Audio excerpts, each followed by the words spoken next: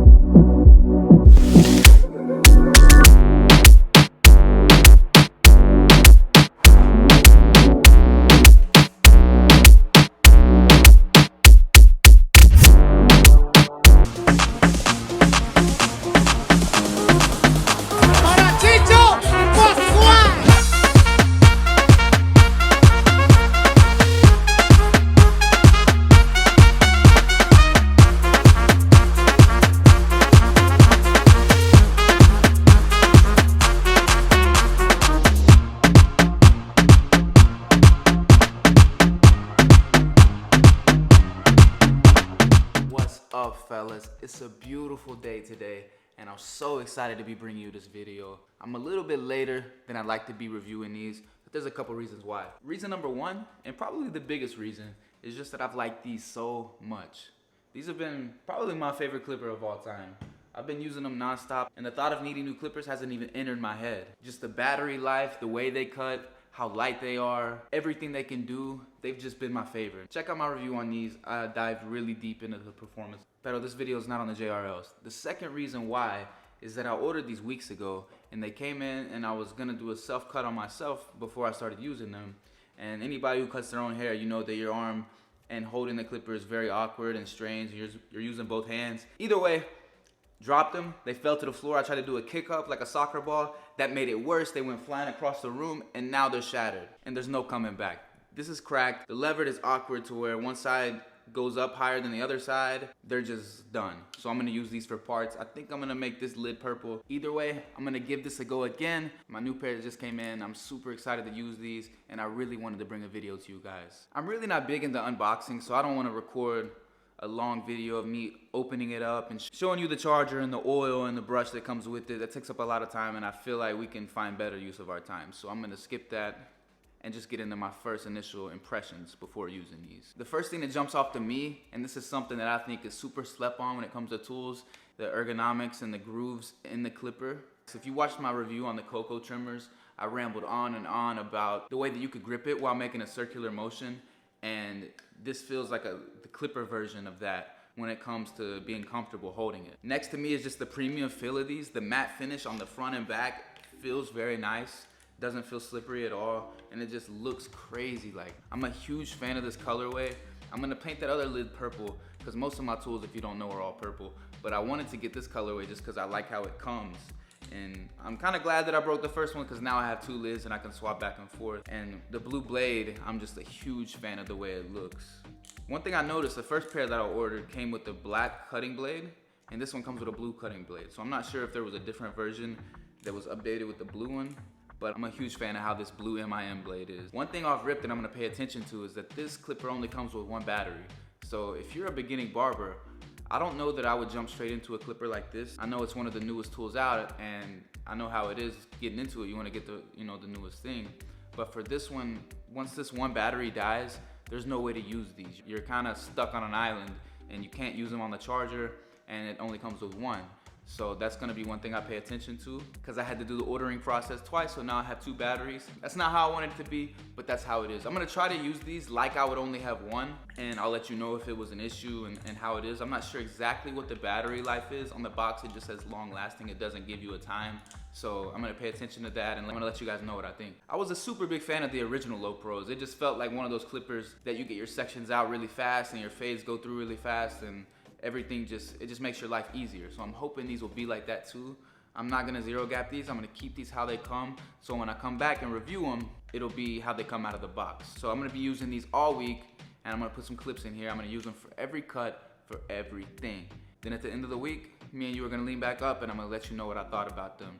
I'm not sure what cuts they're gonna be. I'm not sure who they're gonna be on, but let's hope these things are nice, and let's hope they turn out good. Estamos ready? Let's go.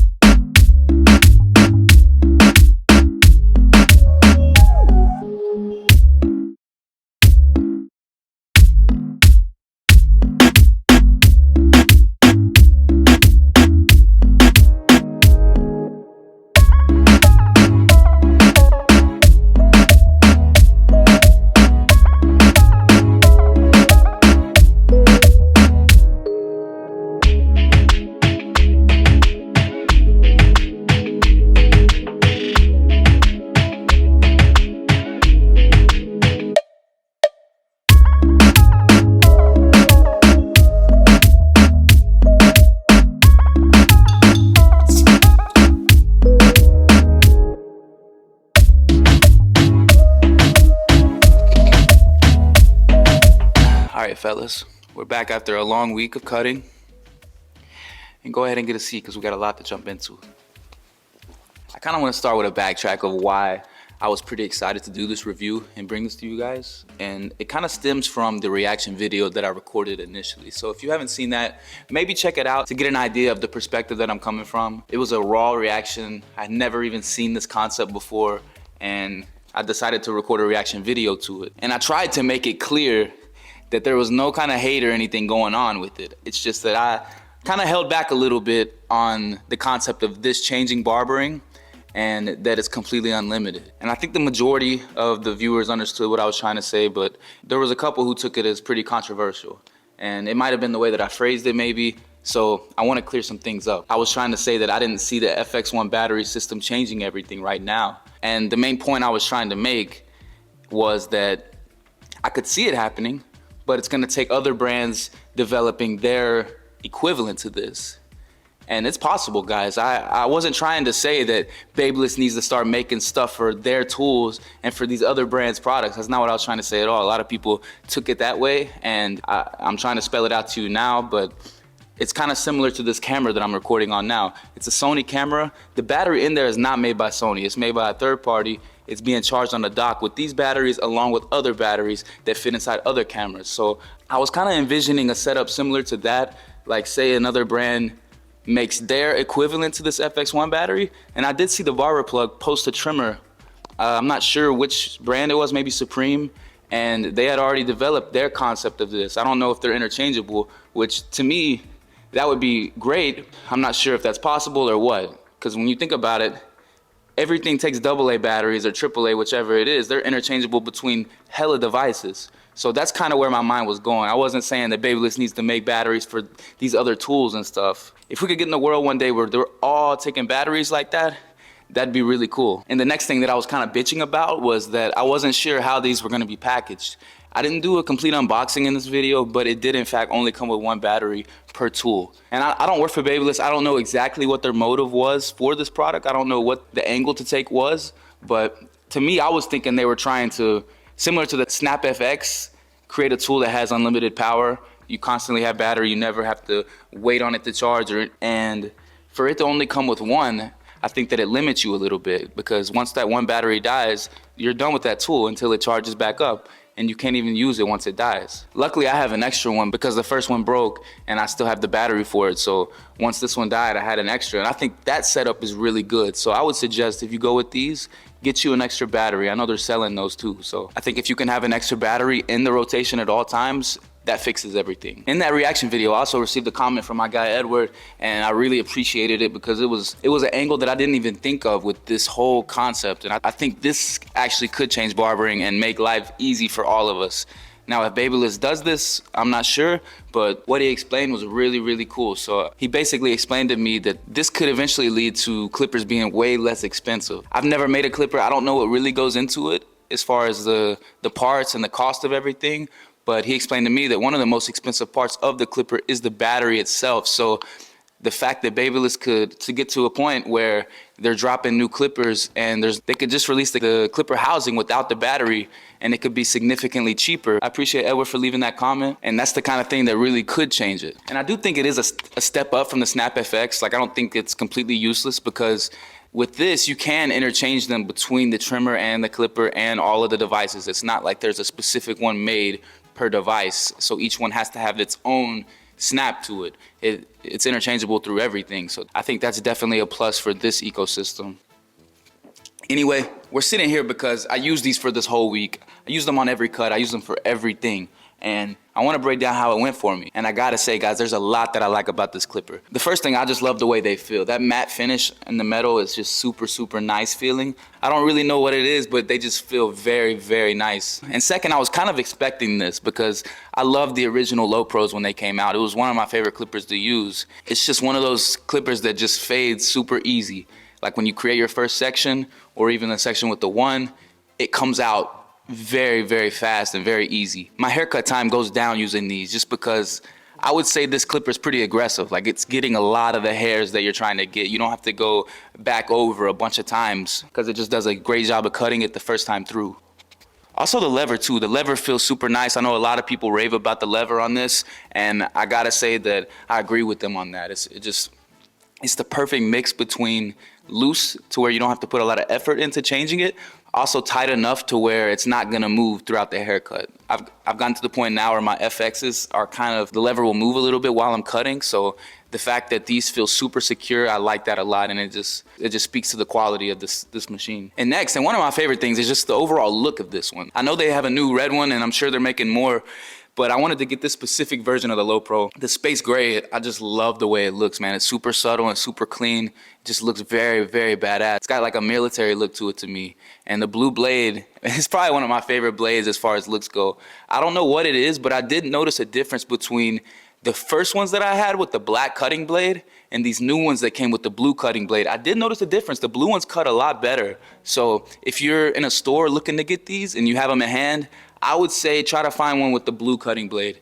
I don't know the specific reason why they felt different to me, but that is something that I noticed. I do like how the matte finish feels, but I also just love how it looks on the casing. And I know it might sound like I've been hating on the FX1 system, but I do like it because now that I have those two batteries in rotation, it's a very good system and it's very minimal on the station. Like you don't have much out. Like I have this one clipper with this one battery charging on the stand and I don't need much more than that. And you can get away with just the one clipper because the next thing I wanted to talk about was how versatile they were.